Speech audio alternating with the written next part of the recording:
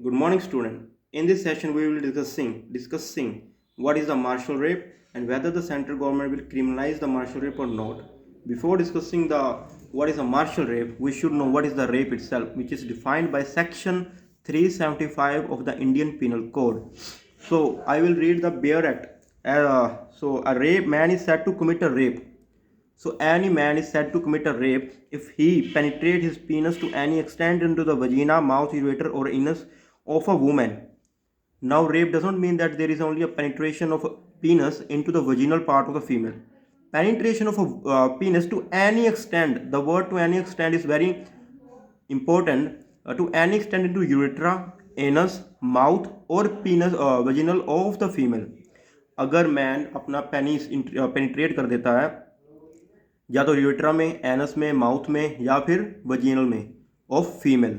And second is that second से inserts to any extend any object or a part of the body not being the penis. अब second बोल रहे हैं कि पीनस को छोड़कर और कोई भी ऐसा ऑब्जेक्ट या और part of the male body वो इंसर्ट कर देते हैं यूरेट्रा, एनस में या माउथ में of a female. Third is manipulates any part of the body of woman so as to cause penetration into the vagina, ureter, anus or any part of the body of such woman or makes her.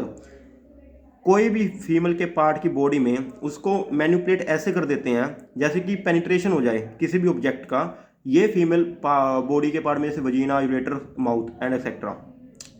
And fourth is applies his mouth to the vagina, anus, ureter of a woman. अगर कोई mail अपना mouth apply कर देता है कौन सी female part body के, ureter, anus और वजीना, तो ये चार कंडीशन में to an extent, penetration to an extent, तो इस चार कंडीशन में हम बोल सकते हैं कि रेप हैज़ बीन कमिटेड.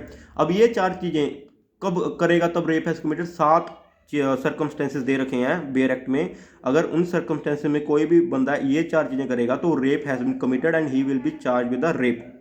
तो सबसे पहले ऐसी कौन सी कंडीशन, अगर वो ऐसी चार चीज़ें करेगा तो rape, we can say that rape has been committed. सबसे पहले रेप का मतलब सिर्फ ये नहीं कि पीनस का पेनिट्रेशन होना, पीनस का या एनी ऑब्जेक्ट का या फीमेल बॉडी को इस तरह मैनिपुलेट कर देना या माउथ टच करना इन चार जगहों में जैसे कि vagina, vaginal, anus, urethra of a female, तो वो उसे बोल सकते हैं कि रेप हैज़ बीन कमिटेड. और 7 सर्कमस्टेंसेस दे रखे हैं अपने क्रिमिनल लॉ में जो बोलते हैं कि अगर इन 7 सर्कमस्टेंसेस में ऐसा किया है तो rape has been committed. First is against her will. अगर फीमेल की विल के खिलाफ ये चार चीज़ें की हैं हमने, लाइक पेनिट्रेशन ऑफ पीनस और माउथ और any other object to an extent, तो हम बोल सकते हैं कि rape has been committed. And second, against without her consent. अगर लड़की की कंसेंट थी नहीं, ज़बरदस्ती किया आपने, तो रेप हैज़ बीन कमिटेड. तो अब थर्ड है with her consent when her consent has been obtained by putting her or any person in whom she is interested in fear of death or of hurt. अगर किसी लड़की की consent तो ले लिया आपने पर उसके साथ आपने सेक्सुअल इंटरकोर्स कर लिया, पर वो जो आपने कंसेंट लिया उसको ड्रा कर लिया, या कोई भी उसका मान लीजिए उसका भाई है उसको आपने पकड़ के रख लिया और उसे बोल दिया कि आपकी हमें कंसेंट चाहिए फॉर सेक्स, और उसने कंसेंट दे दिया आपको सेक्स करने के लिए, तो ये रेप ही आ जाएगा. तो person will be charge with the rape. अब फोर्थ कंडीशन कौन सी है, with her consent when the man knows that he is not her husband and that her husband is given because she believes that he is another man to whom she is or believe herself to be lawful married. किसी लड़की की consent ले लेना धोखे से, misconception of fact से कि मैं तेरा घर वाला हूँ या होने वाला घर वाला हूँ और लॉफुल हस्बैंड हूँ, और उसके साथ आप बहुत अच्छे से उसकी कंसेंट लेके you doing a sexual intercourse with her, ये भी रेप में काउंट हो जाएगा. Fifth, with her consent when at time of giving such consent by reason of unsoundness of mind or intoxication or the administration by him personally or through another of any or unwholesome substances unable to understand the nature and consequences of that to which she given consent. अगर किसी भी लड़की को आप उसके अंदर alcohol दे देते हो या उसको नशा करा देते हो और वो अपने नशे और अल्कोहल के कारण समझ नहीं पाती कि वो कंसेंट दे या ना दे, वो गंभीरता समझती नहीं है कि वो उसके साथ क्या हो रहा है. तो अगर इस वे में भी उसकी आपने कंसेंट ली है और आप सेक्सुअल इंटरकोर्स उसके साथ किए हो तो you will be charge with the rape. इसमें ये बहुत जरूरी है कि उस लड़की को उस टाइम पे पता नहीं चल रहा कि वो कंसेंट दे या मतलब उसको पता ही नहीं है, अनसाउंडनेस ऑफ माइंड, उसका दिमाग कोई काम ही नहीं कर रहा हो, और तब इस टाइम में आपने मौके का फ़ायदा उठाया जैसे, तो आप later on you will be charge with the rape.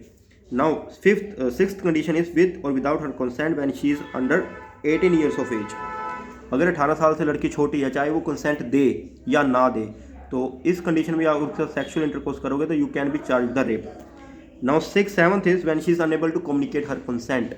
अगर वो अपनी कंसेंट देना है, मतलब उसे पता नहीं वो कंसेंट दे रही है कि नहीं, वो अनेबल है बताने के लिए आप कंसेंट लो या ना, तो वो भी, अब ये 7 कंडीशन हमने कर ली। अगर इन 7 कंडीशन के अंदर अंदर आप किसी के साथ सेक्शुअल इंटरकोर्स कर रहे हो तो वो रेप में आ जाएगा। अगर इंसर्शन ऑफ एनी फिंगर और we can say that you have आपने माउथ इन चार्ज चीज़ों पे लगाया है फीमेल के सेक्शुअल या फीमेल सेक्शुअल ऑर्गन में, तो आप rape you has been committed.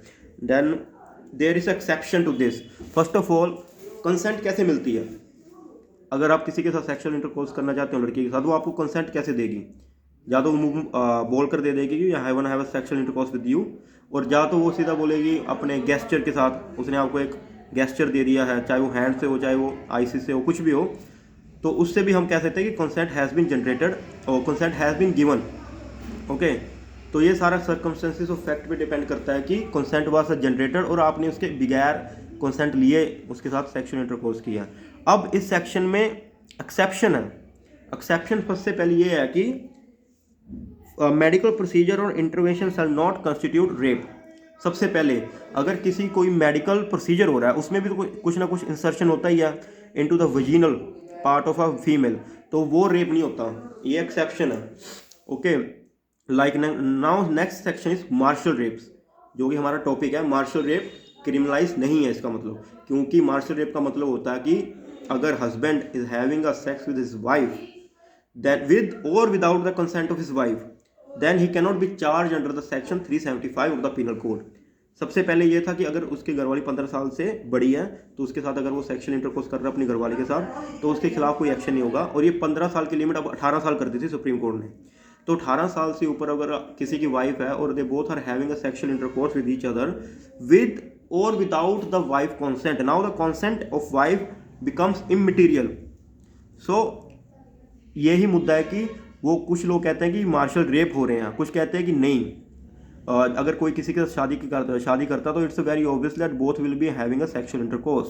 So marital rape, अगर हस्बैंड अपनी वाइफ के साथ सेक्स करता है या सेक्शुअल इंटरकोर्स में आता है तो वाइफ की कंसेंट हो या ना हो वो इमटेरियल है। Wife can not file a complaint against his husband for rapping her under the section 375 of the Indian penal code. Now we will discussing the argument against and for this statement what is a martial rape should be made criminalized or not। Delhi high court में पहले ही writ petition file हो चुकी है और दोनों तरह के comment आ चुके हैं और दिल्ली हाई कोर्ट ने सेंटर को बोला है कि आप कोई ना कोई लॉ लेके आए मार्शल रेप को मतलब कंसीडर कर। अब हम इसके अगेंस्ट और फॉर जो अपने स्टेटमेंट्स है वो देखते हैं भी इसके अगेंस्ट होना क्या होना चाहिए और इसका फॉर क्या होना चाहिए। अब सबसे पहले हम इसके खिलाफ जो कहते हैं कि मार्शल रेप को क्रिमिनल कर देना चाहिए, क्रिमिनल ऑफेंस कर देना चाहिए, वो क्या बोलते हैं?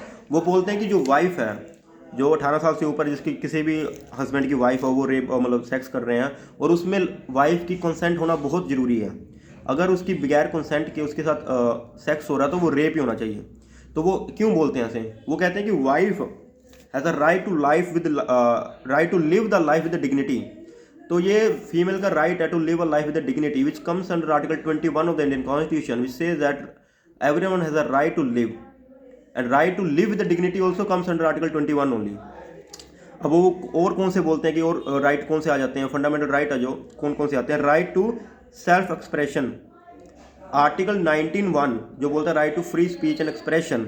अब वो अगर कोई फीमेल सेक्स करना ही नहीं चाहती, सेक्सुअल एक्टिविटी में आना नहीं चाहती, तो उसका आर्टिकल 91 उसको राइट देता ना, राइट टू एक्सप्रेशन। उसने एक्सप्रेस कर दिया कि she don't want to have a sexual intercourse with a husband, तो उसका आर्टिकल 91 उसे बोलता है कि वो सेक्सुअल एक्टिविटी में मत आए। अगर आप मार्शल रेप को क्रिमिनल नहीं करोगे तो article 91, article 21 right to live with dignity ये टोटली वायलेट हो रहे हैं फीमेल के। तो और क्या बोलते हैं? राइट टू क्वालिटी, ये भी उन्होंने बोला कि ये भी वायलेट हो रहा है। तो राइट टू प्राइवेसी, वो उन्होंने ये भी बोला कि राइट टू प्राइवेसी भी वायलेट हो रहा है। ये कैसे वायलेट हो रहा है? Right to privacy, refusing to participate in a sexual activity part of the right to personal liberty.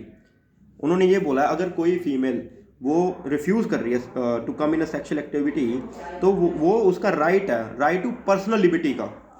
Which also comes under article 21 of the Indian constitution. ये आर्ग्यूमेंट उन्होंने बोला है कि ये सारे आर्ग्यूमेंट हैं जो कहते हैं कि marital rape should be made a criminal, marital rape should be made a criminal offence. और कुछ कंट्री हैं जिन्होंने मार्शल रेप को क्रिमिनल कर ही दिया, जैसे कि साउथ अफ्रीका, कनाडा और ऑस्ट्रेलिया। तो वहाँ मार्शल रेप क्रिमिनल है, क्रिमिनल ऑफेंस है। जैसे कि वहाँ अगर वाइफ की बिना कंसेंट के उसका हस्बैंड उसके साथ सेक्स कर रहा है तो she can file a complaint or she can put a case against that husband. But अब जो इसके फोर बोल रहे हैं, मतलब वो कह रहे हैं कि मार्शल रेप को क्रिमिनलाइज करने का कोई ही महत्व नहीं है। उन्होंने ये बोला है कि वह जो शादी है, शादी preservation of the institution of family. उन्होंने बोला जब किसी कोई से शादी करता है तो एक इम्प्लाइड कंसेंट होती है। यू नो दैट कि अगर किसी में शादी हो रही है हस्बैंड और वाइफ में, उसमें सेक्सुअल इंटरकोर्स तो होगा ही होगा, सेक्सुअल एक्टिविटी उनमें होगा ही होगा।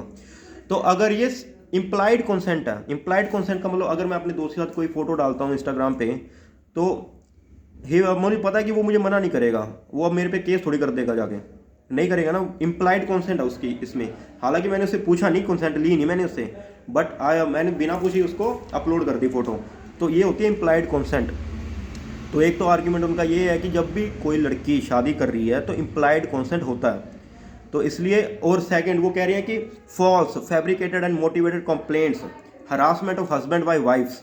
अब उन्होंने बोला है कि अगर ये हम क्रिमिनल कर देंगे, इसको क्रिमिनल ऑफेंस कर देंगे, तो वाइफ इसे यूज़ कर सकती हैं हस्बैंड को हरास करने के लिए, एक फॉल्स कंप्लेंट दे देंगी, फैब्रिकेटेड कंप्लेंट कर देंगी अपने हस्बैंड के अगेंस्ट।